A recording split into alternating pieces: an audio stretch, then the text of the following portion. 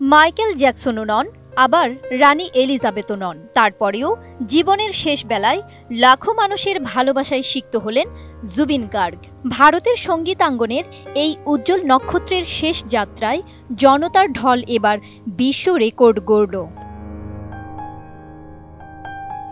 জুবিন গার্গের অকাল মৃত্যুতে শোক স্তব্ধ গোটা ভারত। প্রিয় শিল্পীর মৃত্যুর খবরে যেখানে শুরুতে অনেকেই বিশ্বাস করতে পারেননি, সেখানে তার শেষ যাত্রায় ১৭ লাখ মানুষের কান্নার ঢল প্রমাণ করে গেল তিনি ছিলেন নিঃসন্দেহে আসামের জনতার গায়ক। প্রিয় তারকার জন্য যে ভক্ত অনুরাগীদের হৃদয়ের গহীনে এত শ্রদ্ধা আর ভালোবাসা লুকিয়েছিল, সেটা ভারতের প্রয়াত সঙ্গীতশিল্পী জুবিন গার্গের শেষ যাত্রা না দেখলেই বোঝাই যেত না।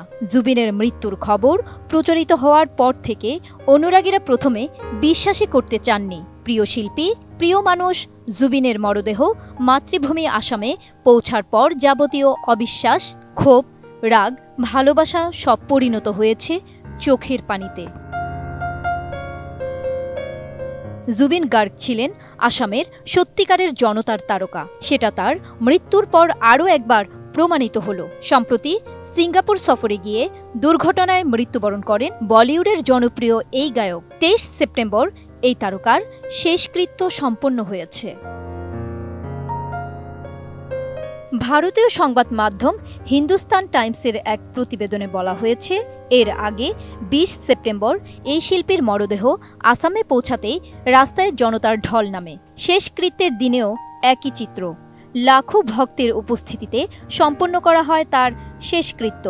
এ সময় একবারও মরদেহের কাছ থেকে সরেননি স্ত্রী গরিমা। বসুন্ধরা টিস্যু, অশুদ্ধতার বিরুদ্ধে এক বিন্দুও ছাড় নয়।